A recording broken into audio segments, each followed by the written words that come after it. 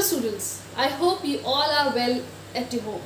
आज जो मैंने आपके लिए टॉपिक चुना है वो है 11th बायोलॉजी का एक बहुत इम्पॉर्टेंट टॉपिक, एंड वो टॉपिक है सेल। जब मैं आपको इसके बारे में पढ़ाऊंगी तो मैं सारे पॉइंट्स को बहुत डिटेल में एक्सप्लेन करूंगी, बट आज के लिए हम सेल के इंट्रोडक्शन पार्ट पर फोकस करेंगे और उन सब पॉइंट्स को देखेंगे जो आपके इंटरनल एग्जाम और आपकी नीट एग्जाम के लिए बहुत सारा इम्पोर्टेंट है। सो इस वीडियो को एंड तक देखना, इसके सारे पॉइंट्स आपके कई सारे क्वेश्चंस को कवर करने वाले। चलिए स्टार्ट करते हैं। सबसे पहले हम बात करेंगे हिस्ट्री की। सबसे पहले सेल किसने देखा, सबसे पहले सेल के बारे में हमें किसने बताया। हम 11th स्टैंडर्ड के बच्चों को पढ़ा रहे हैं। आपने 6th 7th 8th 9th जब से आपने सेल को पढ़ना शुरू किया है, एक बहुत कॉमन नाम आपके सामने आता है और नाम क्या है? Robert Hooke. ये भाई साहब बहुत ज़्यादा हमारे लिए फेमिलियर हैं, जो बच्चे बायो जानते हैं। क्यों भाई?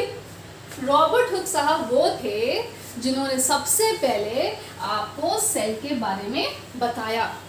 बड़े लकी थे ये। क्यों लकी थे ये?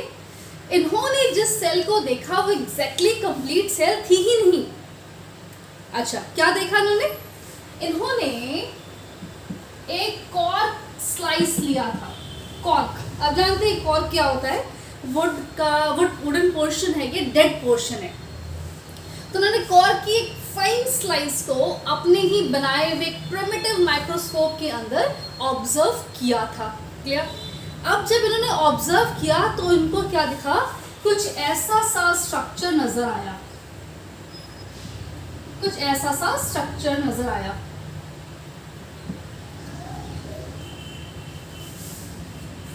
ये स्ट्रक्चर जो उनको दिखाई दिया, उनको दिखा कुछ मॉन्क के, जो मॉन्क होते हैं ना, मॉन्क बुद्धिस्ट मॉन्क, उनके कमरों की तरह नजर आया, जिसको उन्होंने सेल्यूलर बोला।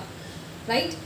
ये क्या था एक्चुअल में? ये क्या था? ये कुछ नहीं था, ये सिर्फ एक सेल वॉल थी जो उन्होंने देखा अपने प्रिमिटिव माइक्रोस्कोप के अंदर। क्लियर?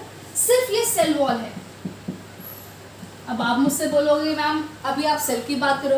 यस, उनको लगा ये सेल है, लेकिन वो कैसी सेल थी? वो एक डेड सेल थी। और आपको पता है डेड सेल के अंदर सिर्फ सेल वॉल ऐसा पोर्शन है जो एंड तक रिमेन करता है। इंटरनल जो पार्ट है, जो उसका लिविंग कंपोनेंट है, वो सब क्या है? फिनिश हो जाता है। तो जिस समय, जिस स्टेज पर उन्होंने कॉर्क स्लाइस को ऑब्जर्व किया था, उस समय तक सेल का इंटरनल लिविंग कंपोनेंट सब कुछ क्या हो गया था? फिनिश हो गया था। तो एक्चुअल में उन्होंने एक हॉलो स्ट्रक्चर स्टडी किया जिसमें सिर्फ और सिर्फ सेल वॉल रिमेनिंग था। तो अगर आप ये बोले कि सेल वॉल किसने देखा, सेल वॉल के बारे में किसने बताया, तो वहां भी आंसर क्या बनेगा आपका? रॉबर्ट हुक बनेगा। क्लियर? तो ये पहले थे जिन्होंने आपको सेल के बारे में थोड़ा बहुत बताया। राइट? अच्छा, ये स्टोरी है आपकी 1665 की। आपको डेट्स भी याद रखनी है। क्लियर? अच्छा, चलिए, ये तो हुआ एक non living part, I mean dead cell जिसने डिस्कवर किया था। अब हम बात करते हैं उस इंसान के बारे में जिसने एक्चुअल में आपको लिविंग सेल के बारे में बताया। देखते हैं कौन है। ये भाई साहब थे, थोड़ा सा डिफिकल्ट नाम है, एंटोन वैन ल्यूवेन हुक। नाम थोड़ा सा डिफिकल्ट है लेकिन याद रखना जरूरी है आपको। Leeuwen hook. क्लियर? इन्होंने सबसे पहले लिविंग सेल के बारे में बताया था। इन्होंने क्या किया था? पॉन्ड वाटर को लिया था और उसको थोड़ा से एडवांस माइक्रोस्कोप के अंदर स्टडी किया था, और इन्होंने कुछ बैक्टीरियल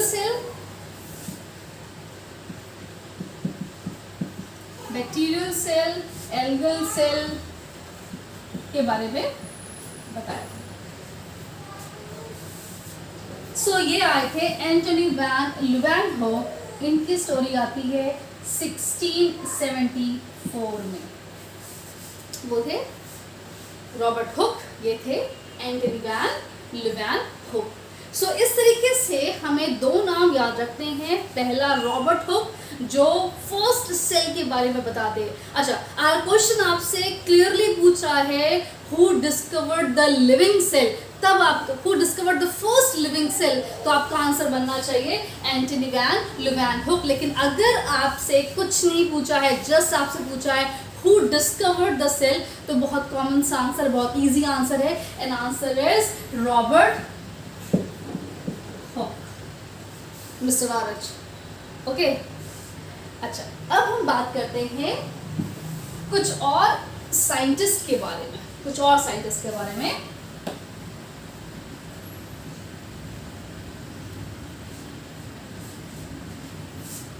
जिन्होंने सेल थ्योरी प्रपोज की थी, सेल थ्योरी।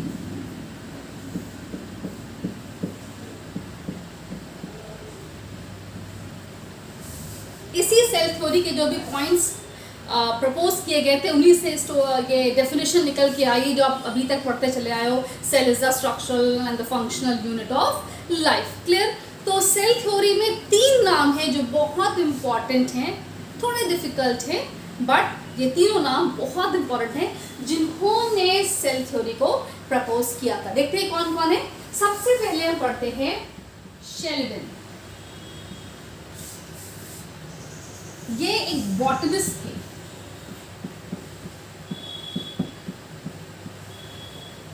दूसरा नाम आता है श्वान।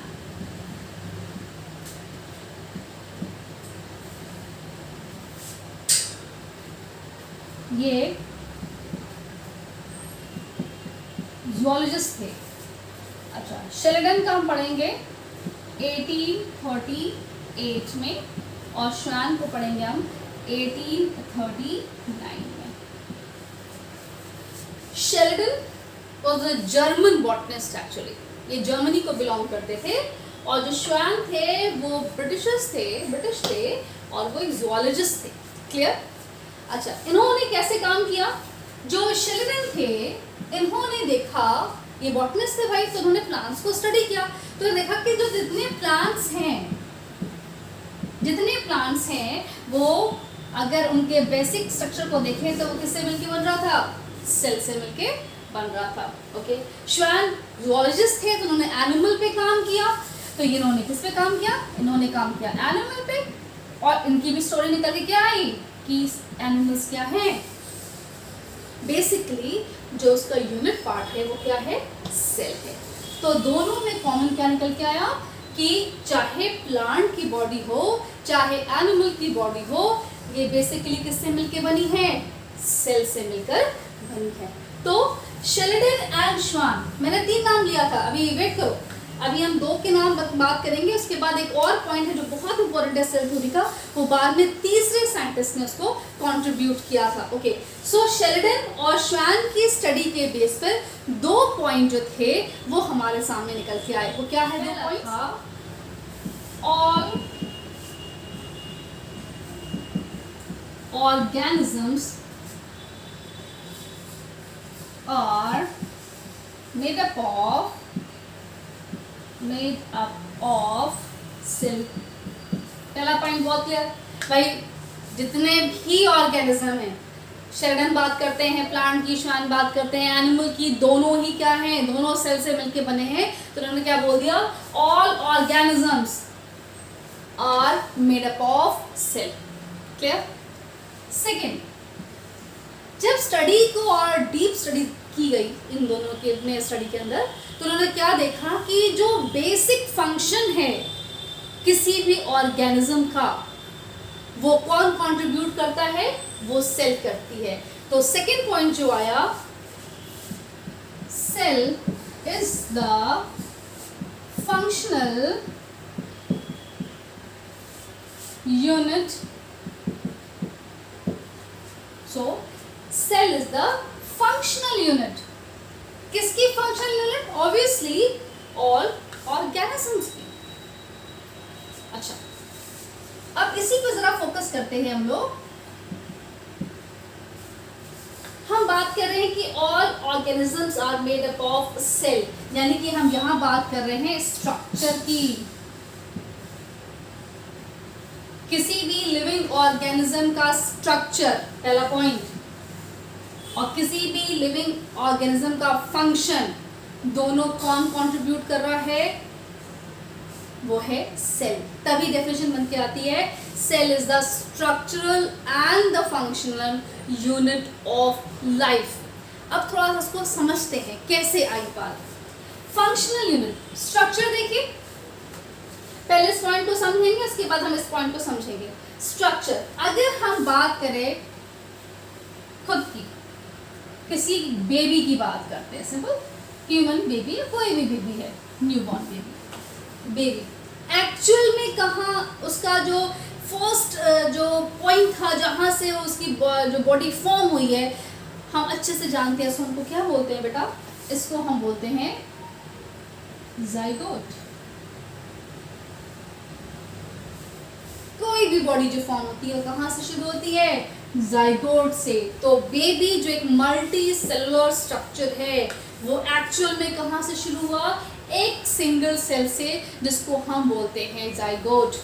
सो इस तरीके से हम बोल सकते हैं कि कैसे किसी भी लिविंग ऑर्गेनिज्म का स्ट्रक्चर एक सिंगल सेल डिटरमाइन करती है या सेल उसको कंट्रीब्यूट करती है। क्लियर? अब हम आते हैं फंक्शन पे।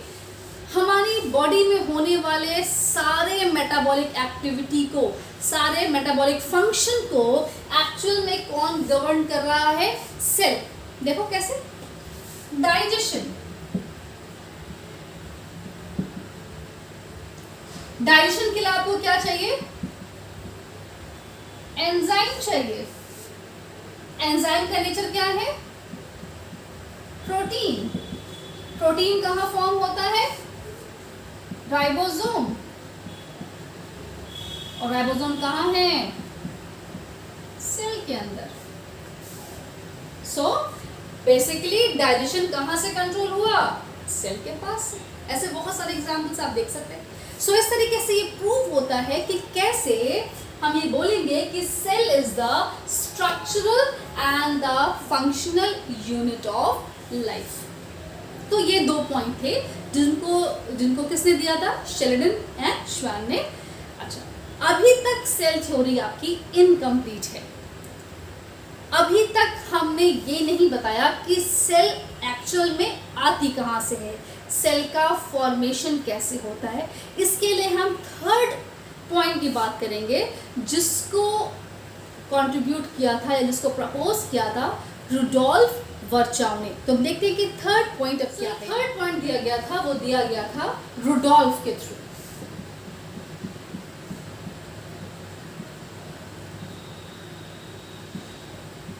रुडोल्फ पूरा नाम है, थोड़ा सा नाम टिपिकल है, कोई बात नहीं। रुडोल्फ वर्चाउ, वो क्या बोलते थे? वो कहते थे all cells arise from the pre-existing cell। उनके according all cells arise from the pre-existing cell। यानी कि यहाँ पे हम बात कर लेते हैं सेल डिवीजन की, कि एक प्री एग्जिस्टिंग सेल्स को मदर सेल बोलते हैं, वही डिवाइड होकर नई सेल का कंट्रीब्यूशन करती है। फिर से वही देख लेते हैं यहाँ पे इस पॉइंट को, जैसे हमने बात किया था जाइगोट की। जाइगोट क्या है? Only one cell. और एक लंबे गेस्टेशन पीरियड के बाद ये टर्न हो जाता है एक बेबी के अंदर, और ये बेबी कैसा है? मल्टी सेलुलर है, मल्टी सेलुलर। सो एक्चुअल में एक सिंगल सेल से मल्टीपल सेल कैसे बना? तो वही बात आती है सेल डिवीजन की, जो बेसिक पॉइंट लेके चलता है। कौन सा? All cells arise from the pre existing cell. So इस तरीके से हम सेल थ्योरी के 3 पॉइंट्स को बहुत क्लियरली समझते हैं। पहले 2 पॉइंट्स कंट्रीब्यूट किए थे शेल्डन एंड श्वान ने, जिसके according all organisms are made up of cell. दूसरा पॉइंट था cell is the functional unit, पूरी बात यूनिट ऑफ द ऑर्गेनिज्म। और थर्ड पॉइंट कंट्रीब्यूट किया था रुडोल्फ वर्चॉव ने, जिसके बाद जो बोलते हैं all cells arise from the pre existing cell, ओमिनस सेलुला ई सेलुला। उसका मतलब क्या है? All cells arise from the pre existing cell. So ये है कंप्लीट सेल थ्योरी, जिसके 3 पॉइंट्स हम पढ़ते हैं। फर्स्ट 2 पॉइंट्स शेल्डन श्वान का और तीसरा पॉइंट था रुडोल्फ वर्चॉव। ये सेल थ्योरी पूरा आपको मैसेज देती है स्ट्रक्चर के बारे में, फंक्शन के बारे में और सेल डिवीजन के बारे में। So this is all about the introduction of this chapter and the chapter was cell, the fundamental unit of life. आगे आने वाले वीडियोस में हम और टॉपिक्स को लेंगे, इसी चैप्टर के डिटेल में हम जाएंगे और उन सब पॉइंट्स पे फोकस करेंगे जिससे आप अपने इंटरनल एग्जाम्स और नीट एग्जाम से क्वेश्चंस को क्लियर कर सके। आई होप आपको ये टॉपिक समझ में आया होगा। अगर समझ में आया है तो प्लीज़ मेरे वीडियो को लाइक कीजिए, शेयर कीजिए और सब्सक्राइब कीजिए, ताकि आपको मेरे आगे आने वाले वीडियोज़ की अपडेट्स टाइम टू टाइम मिलती रहे। Thank you and God bless you all.